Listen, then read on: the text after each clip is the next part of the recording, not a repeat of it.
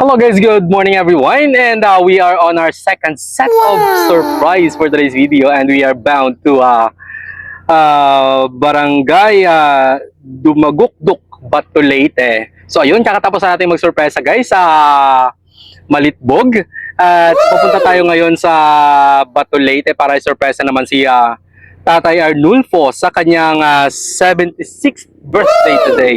So ayun, maraming salamat kay Ma'am Marian and kay Sir Luis for choosing surprise and gift delivery, for being a part of your father's birthday celebration surprise. So ayun, sana po ay maging successful ulit ang ating delivery prank surprise na naman for today's video, at abangan niyo po ang abing delivery para sa Bato, Leyte, at siguradong mas susurpresa po natin ang ating celebrant na naman. So yun, sa mga nais pong mapasurprise sa kanila mga masa buhay dito sa Leyte and Samar, just contact surprise and gift delivery, at kami na pong bahala magsurpresa sa mga mahal niyo dito.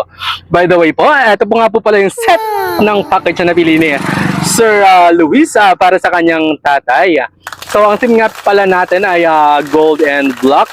And yung cake po natin is black also, with 20,000 worth of money bouquet inside. Tapos meron tayong pa-free dito na bouquet.